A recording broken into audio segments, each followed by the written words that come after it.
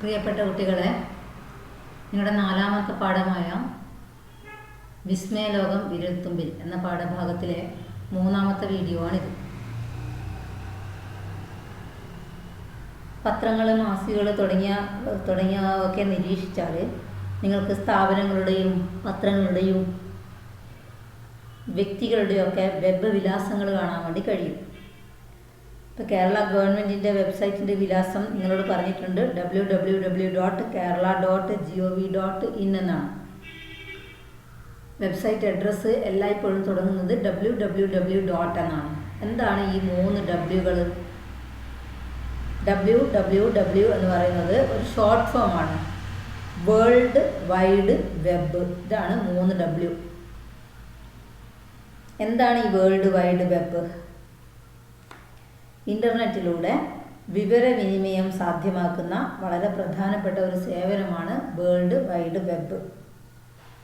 ലോകമെമ്പാടും വിന്യസിച്ചിട്ടുള്ള കമ്പ്യൂട്ടറുകളിൽ ഒരുക്കി വെച്ചിരിക്കുന്ന കോടിക്കണക്കിന് വിവരങ്ങളുടെ കൂട്ടമാണ് വേൾഡ് വൈഡ് വെബ്.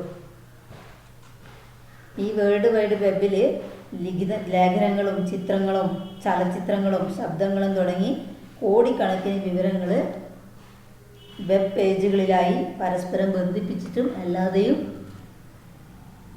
സൂക്ഷിച്ചിട്ടുണ്ട്. അപ്പോൾ നമുക്കിപ്പോൾ ഒരു വേൾഡ് വൈഡ് വെബിൽ നിന്ന് നമുക്ക് ആവശ്യമുള്ള ചിത്രങ്ങൾ എങ്ങനെ തിരയാമെന്ന് കണ്ടുപിടിച്ച് കഴിഞ്ഞു. നമ്മൾ ഒരു ചിത്രം എങ്ങനെ ഡൗൺലോഡ് ചെയ്യാം, നമുക്ക് ആവശ്യത്തിന് വേണ്ടി ഡൗൺലോഡ് ചെയ്ത് ഉപയോഗിക്കാം എന്നാണ് ഇപ്പോൾ ചെയ്യാൻ പോകുന്നത്. അതിന് ഇൻ്റർനെറ്റുമായിട്ട് സെർച്ച് ചെയ്യാൻ വേണ്ടി സോഫ്റ്റ്വെയർ ബ്രൗസർ തുറന്നു. ഇനി ഇവിടെ ഗൂഗിളാണ് ഞാൻ സെർച്ചിങ് മെഷീനായിട്ട് എടുത്തിരിക്കുന്നത്. ഇവിടെ ഞാൻ സെർച്ച് ചെയ്യുന്നത് ഒരു ഫ്ലവർ എന്നാണ് ടൈപ്പ് ചെയ്യുന്നത്. ഫ്ലവർ, പൂക്കൾ. പൂക്കളിൽ അതിൻ്റെ അഡ്രസ്സ് എനിക്ക് അറിയില്ല, അതുകൊണ്ട് സെർച്ച് എൻജിൻ സെർച്ച് ചെയ്ത് കൊണ്ടുതരും. ഒരുപാട് പൂക്കളുണ്ട് അല്ലേ? ഇമേജസ് ക്ലിക്ക് ചെയ്താൽ ചിത്രങ്ങൾ കിട്ടും പൂക്കളുടെ. ഇതിൽ ഏതെങ്കിലും ഒരു ചിത്രം എനിക്ക് ഡൗൺലോഡ് ചെയ്യണം, എനിക്ക് ഉപയോഗിക്കാൻ വേണ്ടി. അപ്പോൾ എല്ലാ ചിത്രങ്ങളും എല്ലാ വിവരങ്ങളും നമുക്ക് സ്വന്തമായി ഉപയോഗിക്കാൻ പറ്റുന്നതല്ല. ചിലതൊക്കെ പകർപ്പവകാശമുണ്ട്, അവരുടെ അനുവാദത്തോടു കൂടി മാത്രമേ ഉപയോഗിക്കാൻ പാടുള്ളൂ. അല്ലെങ്കിൽ എന്തെങ്കിലും നിബന്ധനകളൊക്കെ ഉണ്ടാവും, നമ്മൾ പേ ചെയ്യേണ്ടി വരും, പൈസയൊക്കെ അടക്കേണ്ടി വരും. ചില ചിത്രങ്ങളൊക്കെ നമുക്ക് ഇഷ്ടം പോലെ ഫ്രീ ആയി ഉപയോഗിക്കാൻ പറ്റുന്നതാണ്. അപ്പോൾ നമുക്ക് ഉപയോഗിക്കാൻ പറ്റുന്ന ചിത്രങ്ങൾ മാത്രം ഇവിടെ വരണമെങ്കിൽ ഒരു വഴിയുണ്ട്. ഇവിടെ ടൂൾസ് കണ്ടോ നിങ്ങൾ? ഇമേജസ് എടുത്തപ്പോൾ കുറേ ഇമേജസ് കിട്ടി. ഇനി ടൂൾസ് ക്ലിക്ക് ചെയ്തു. യൂസേജ് റൈറ്റ്സ് കണ്ടോ? ഇത് ക്ലിക്ക് ചെയ്താൽ ഇതുണ്ടോ, കമേഴ്ഷ്യൽ ആൻഡ് അതർ ലൈസൻസസ്. ഇത് കമേഴ്ഷ്യലായിട്ട് ഉപയോഗിക്കാൻ പറ്റുന്നത് മാത്രമാണ്. ഈ ചിത്രങ്ങളൊന്നും നമുക്ക് എന്ത് ചെയ്യാൻ പാടില്ല, ഫ്രീ ആയിട്ട് ഡൗൺലോഡ് ചെയ്യാൻ പാടില്ല. പിന്നെ ക്രിയേറ്റീവ് കോമൺ ലൈസൻസസ് ഉണ്ടോ? ഈ ചിത്രങ്ങളൊക്കെ നമുക്ക് ഉപയോഗിക്കാം. അപ്പോൾ ഇതിലേതെങ്കിലും ഒരു ചിത്രം നമുക്ക് എങ്ങനെയാണ് ഡൗൺലോഡ് ചെയ്യുന്നത് നോക്കാം. ഈ ചിത്രമാണ് ഞാൻ എടുക്കുന്നത്. ചിത്രം എനിക്ക് ഡൗൺലോഡ് ചെയ്യണം. ഈ ചിത്രത്തിൽ റൈറ്റ് ക്ലിക്ക് ചെയ്യുക. സേവ് ഇമേജ് ആസ് എന്നെവിടെയെങ്കിലും ഉണ്ടാവും.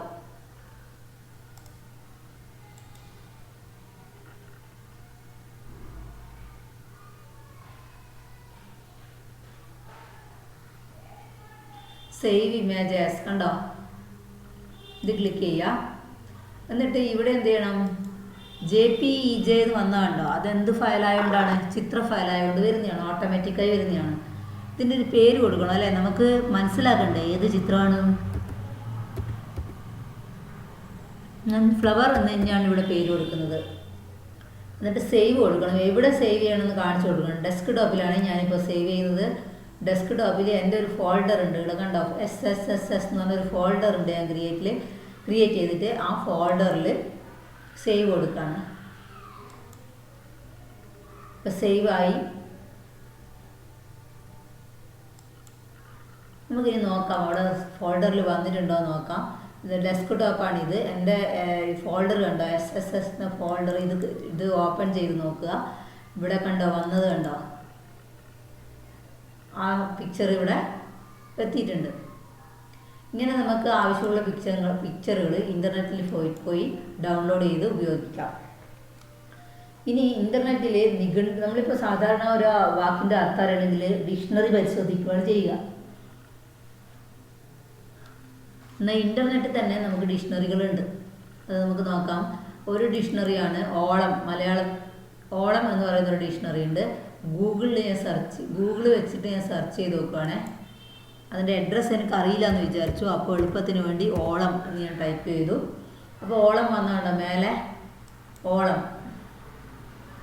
അപ്പോൾ ഓളം എന്ന് പറയുന്നത് കുറേ സംഗതികൾ ഉണ്ടാവും. ലോകത്തിൽ എന്തൊക്കെയോ ഉണ്ടാവും ഓളം എന്ന പേരിൽ. അപ്പോൾ നമുക്ക് എന്താണ് വേണ്ടത്? ഇംഗ്ലീഷ് മലയാളം നിഘണ്ടു ഇതെടുത്തു. അപ്പോൾ എനിക്ക് ഒരു വാക്കിൻ്റെ അർത്ഥം അറിയണം. ഇംഗ്ലീഷിൻ്റെ അർത്ഥം എന്താ വാക്ക്? എഡ്യൂക്കേഷൻ എന്നാണ് ഞാൻ ടൈപ്പ് ചെയ്യുന്നതെന്ന് വിചാരിച്ചോളൂ. എഡ്യൂക്കേഷൻ എന്ന വാക്കിൻ്റെ അർത്ഥം അറിയണം. അപ്പോൾ ഇവിടെ സെർച്ച് ബട്ടണിൽ ഇവിടെ ക്ലിക്ക് ചെയ്യുക. അപ്പോൾ അതിൻ്റെ അർത്ഥം വന്നാണ്ടോ? എഡ്യൂക്കേഷന് ഒരുപാട് അർത്ഥങ്ങൾ വന്നിട്ടുണ്ട്. ഉപദേശം, ശിക്ഷണം, പരിശീലനം, വിദ്യാഭ്യാസം, അധ്യയനം, അഭ്യാസം, ഒരുപാട് അർത്ഥങ്ങൾ വന്നിട്ടുണ്ട്. ഇങ്ങനെ നമുക്ക് ഡിക്ഷണറിക്ക് വേണ്ടിയിട്ടും എന്തുപയോഗിക്കാം? ഇൻ്റർനെറ്റ് ഉപയോഗിക്കാം.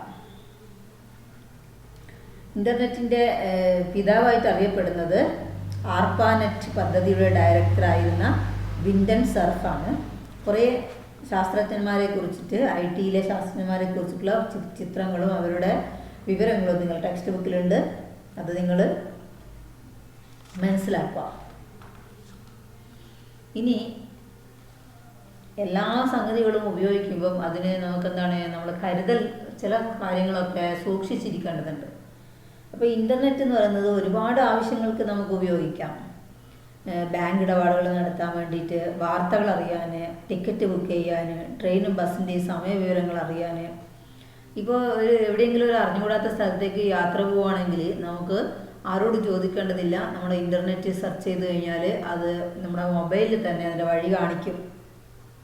അതിന് ഇതിനൊക്കെ സഹായിക്കുന്നത് ധാരാളം ആപ്പുകളാണ്. നമ്മുടെ സ്മാർട്ട് ഫോണിൽ ആപ്പുകൾ ഉപയോഗിച്ചാണ് ഇതൊക്കെ നമ്മൾ ചെയ്യുന്നത്. എവിടെ നിന്നാണ് ഈ ആപ്പുകൾ കിട്ടുന്നത്? ഗൂഗിളിൻ്റെ പ്ലേ സ്റ്റോറിൽ നിന്നൊക്കെ നമുക്ക് ഡൗൺലോഡ് ചെയ്യാം.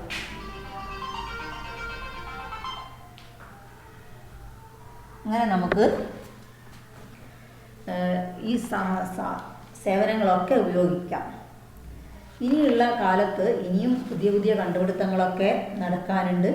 ഇപ്പോൾ വീട് വിട്ട് പുറത്ത് പോയി കഴിഞ്ഞാൽ നമ്മൾ വാതിൽ പൂട്ടിയിട്ടുണ്ടായിരുന്നോ, അല്ലെങ്കിൽ ഗ്യാസ് അടച്ചിട്ടുണ്ടായിരുന്നോ, ഇലക്ട്രോണിക് ഉപകരണങ്ങളൊക്കെ ഓഫ് ചെയ്തിട്ടുണ്ടായിരുന്നോ എന്നൊക്കെ പോയി സംശയം വരും അല്ലേ? ഞാൻ വാതിൽ അടച്ചിട്ടായിരുന്നു പോകുന്നത്. ഇനിയുള്ള കാലഘട്ടങ്ങളിൽ അതൊക്കെ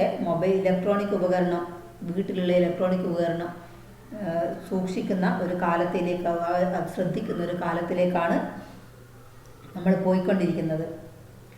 ഈ ഉപകരണങ്ങളെയൊക്കെ ഇൻ്റർനെറ്റുമായിട്ട് ബന്ധിപ്പിച്ചിട്ട് നമുക്ക് നിരീക്ഷിക്കാൻ പറ്റും. എവിടെ ഇരുന്നാലും നമ്മുടെ വീട് നിരീക്ഷിക്കാൻ വേണ്ടി പറ്റും.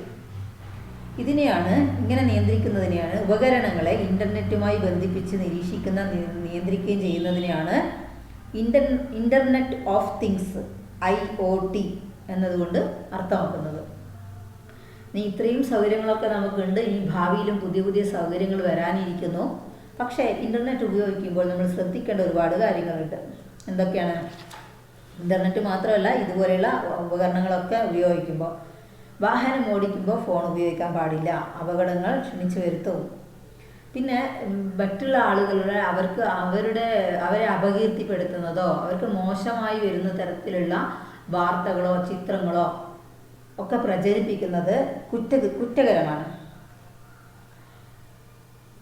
നമുക്ക് ചിലപ്പോൾ മൊബൈലിലൊക്കെ മെസ്സേജ് വരും, സമ്മാനം നേടിയിട്ടുണ്ട്, നിങ്ങൾ ഫസ്റ്റ് പ്രൈസ് നേടിയിട്ടുണ്ട്, ഇതിലേക്ക് മെസ്സേജ് അയക്കൂ എന്നൊക്കെ പറഞ്ഞിട്ട് വരുത്തുന്നുണ്ട്. അതൊക്കെ നമ്മളെ ചതിക്കുഴികളിൽ പെടുത്താനുള്ള കാര്യങ്ങളും കൂടി ഈ ഇൻ്റർനെറ്റ് ലോകത്തുണ്ട്. നിങ്ങൾ പേപ്പറിൽ നിന്നൊക്കെ വായിച്ചിട്ടുണ്ടാവും. ചില നമ്പറുകൾ അയച്ചു കൊടുക്കാൻ പറയും. കുറച്ച് സമയത്തിനുള്ളിൽ നമ്മുടെ ബാങ്കിലുണ്ടായിരുന്ന പൈസ മുഴുവനും ആരോ പിൻവലിച്ചിട്ടുണ്ടാവും. അങ്ങനെയുള്ള പല ചതിക്കുഴികളും ഇൻ്റർനെറ്റിലുണ്ട് എന്നുള്ള കാര്യവും നമ്മൾ ഓർമ്മിക്കണം. പിന്നെ ഇൻ്റർനെറ്റിൽ നിന്ന് തിരയുന്ന വിവരങ്ങൾ മുഴുവനും പൂർണ്ണമായിട്ടും സത്യസന്ധമായിരിക്കും, ശരിയായിരിക്കുമെന്ന് നമുക്ക് ഉറപ്പിക്കാൻ കഴിയില്ല.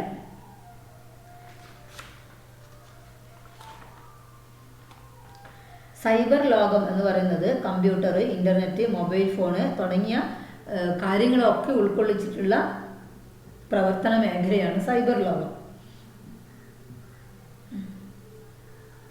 ഈ സൈബർ കുറ്റകൃത്യം എന്ന് പറഞ്ഞ ഒരു വിഭാഗം തന്നെയുണ്ട്. നമ്മൾ വ്യക്തികൾക്കോ സ്ഥാപനങ്ങൾക്കോ അവരെ അപകീർത്തിപ്പെടുത്തുന്ന രീതിയിലുള്ള പ്രവർത്തനങ്ങളൊക്കെ ചെയ്താൽ അത് സൈബർ കുറ്റകൃത്യമായി കണക്കാക്കും. അപ്പോൾ ഇതിനെക്കുറിച്ച് കൂടുതൽ നിങ്ങൾ വരുന്ന ക്ലാസ്സുകളിൽ പഠിക്കും. അപ്പോൾ ഈ 4ാം പാഠം ഈ വീഡിയോയോടുകൂടി അവസാനിക്കുകയാണ്.